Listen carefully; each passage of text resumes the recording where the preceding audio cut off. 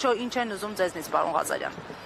Դե, երբ որ մարդուն մեղադրանք են առաջադրում, ընդ որում մեղադրանք են առաջադրում գործի հետ առնչություն չունեցող մի քրեական հոդվածով, որը նախատեսում է պատժի չափ ազատազրկման տեսքով մինչև 5 տարի ժամկետով, արդեն պարզ է իրենց մտադրությունը, թե ինչն է։ Իրենց մտադրությունը ինձ ոչ միայն հիմա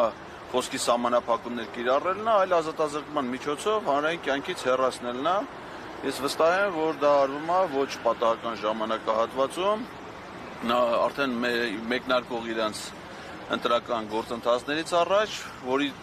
տեսանկյունից կարծում եմ ոչ այնքան կարևոր է ընտրությունները, որի մասնակցելու հավակնություններ ես երբեք չեմ ցուցաբերել, այլ ավելի շուտ սահմանադրական փոփոխությունները, նոր սահմանադրության ընդունումը, որը մտադիր են իրականացնել ընտրությունների հետ միասին, չնայած որ օրենքը դա չի նախատեսում։ Այսինքն կարելի ասել, որ սահմանադրական դատանի դատավորները աշխատակազմը ինչ-որ առումով նաև երաշխիքներ են ուզում իրենց համար ստեղծել։ Այդ իհարկե իրանք իմ կարծիքով երկրորդային դերակատարներն են, ըստ գլխավոր դերակատարը վարչապետն է, որը որ փորձում է նաև այս գործով ամուր վահան, ամուր պատնեշ ստեղծել սահմանադրական դատանի համար, պահելով նրան բոլոր տեսակի քննադատությունից, բոլոր տեսակի նրանց գործունեության վերաբերյալ հրապարակային խոսքից, որպեսզի ամուր պատնեշ ստեղծի իրենց հետագա գործունեության համար։ Իսկ սահմանադրական դատան մարմինն է, որը որ ընտրությունների եւ հանրաքվեների բողոքարկման արդյունքների վերաբերյալ պետք է որոշումներ կայացնի։ Այսինքն այս գործով ոչ միայն փորձում են ինձ մեկուսացնել, այլ նաեւ իմ օրինակով պատժել եւ կանխել բոլոր այն մարդկանց, ովքեր կհամարձակվեն իրենց համար այս կարևոր շրջանում սահմանադրական դատանի հասցեին կամ դատավորների հասցեին որևէ քննադատական խոսք հնչեցնել։ Այսինքն սա դասական խոսք իրավունքի սահմանափակում է, կոնկրետ քաղաքական գործընթացներով պայմանավորված։ Պարոն Ղազարյան, ինչու այս երկակի ստանդարտները ժողովրդավարության բաստիոն Հայաստանում, որ օրինակ սահմանադրական դատարանի շենքը շրջափակած իշխանությունները, տարբեր մանր ու մեծ իշխանության ներկայացուցիչներ պարբերաբար հասցեական թիրախավորում էին սահմանադրական դատարանին, բայց որևէ այսպես գործընթաց առաջ չառաջացավ, բայց հենց ձեր պարագայում հանկարծ վիրավորվեցին, հասկացան, որ իրենց շահերին վնաս եք պատճառում ձեր հայտարարություններով։ Մենք ճիշտ ասած մեր պաշտպանական թիմից Արսեն Բաբայանը միջնորդություն ներկայացրել էր քննիչին, մերժվել է այդ միջնորդությունը, ես կարծում եմ, որ մենք այս դատաքննության ընթացքում դրան նորից կանդրադառնանք, որ այս գործի շրջանակներում որպես մեղադրյալ ներգրավեն Նիկոլ Փաշինյանը, Ալեն Սիմոնյանը, Անդրանիկ Քոչարյանը, Արուսյակ Ջուլհակյանը, այնտեղ ես հիշում եմ նաև էլի շատ մարդիկ կային, ովքեր որ թիրախավորել էին եւ ավելի կոպիտ արտահայտություններ են հնչեցրել քննադատական վիրավորական իմաստով ՍԴ 2019-20 թվականի կազմի վերաբերյալ, քան ես իմ արտահայտություններն եմ արել,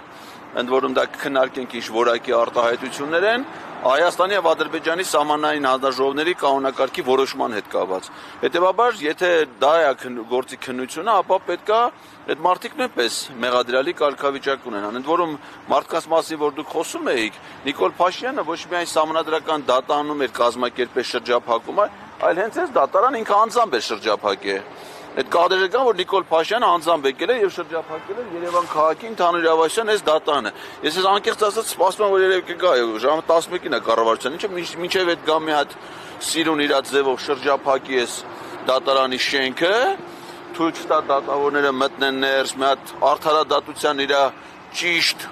խոսքը ասի, նոր գնա կառավարության նիստին։ Ես ակնկալում եմ, երևի կգան էլի դե հիմա վերեպրոբկա բանա, դրա մի շուշանում եմ, բայց ես ակնկալում եմ, որ Նիկոլ Փաշինյանը, մյուս ԿՊ-ականները սիրուն գան այսօր այս դատարանի շենքը շրջափակելու։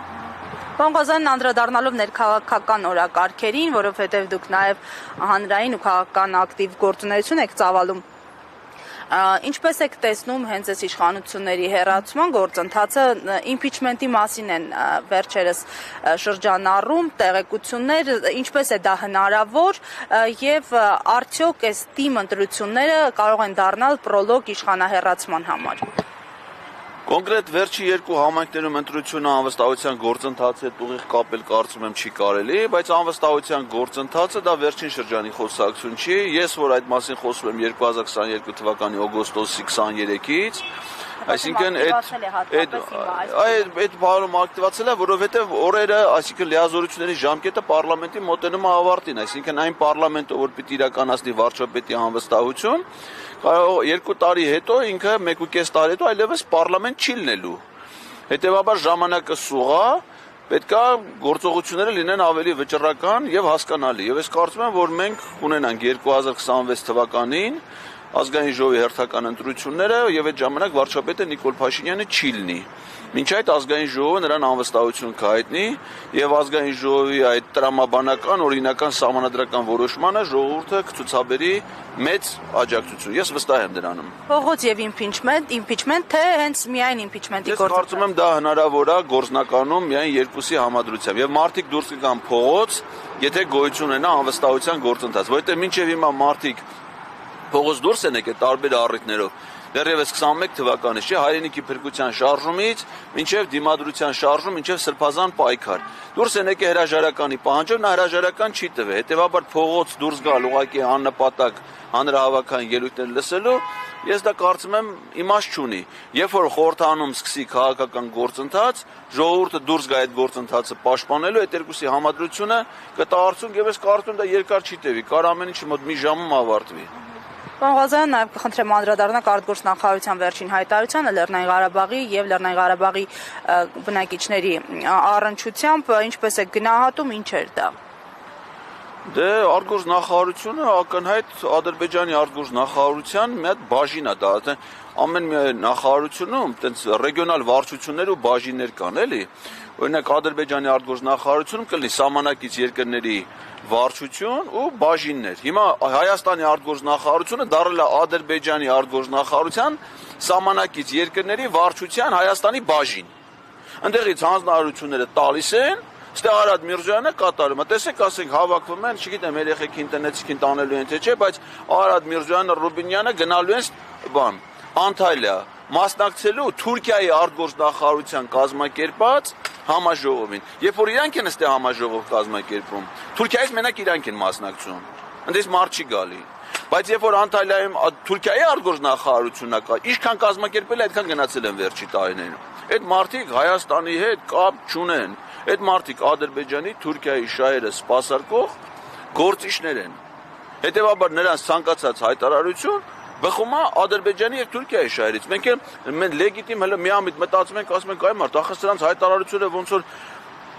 արցախցիների շահերին հակադիր է, դա մեր ժողովրդի, մեր պետության շահերին հակադիր է, այլ զարմանում եք, ոնց որ պետք է համապատասխաներ հակադիր է։ Այս պահին այլընտրանք ունեն իշխանությունները, ասում են օբյեկտիվորեն թուլացած ենք, ռեսուրսներ չկան, տարածաշրջանում իրավիճակ է փոխվել։ Այո, բոլոր այդ առումով նրանք դառել են խոց իշխանություն, որպես այդպեսին գոյություն չունի։ Մնացել է մարդու կենիք, որոնք մարդու կենիկել չեն։ Հել եկել են հետագետների փողոցը, դպրոցը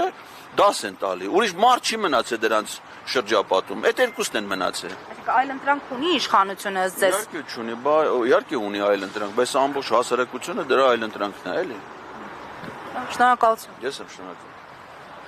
Դա իսկ գնա։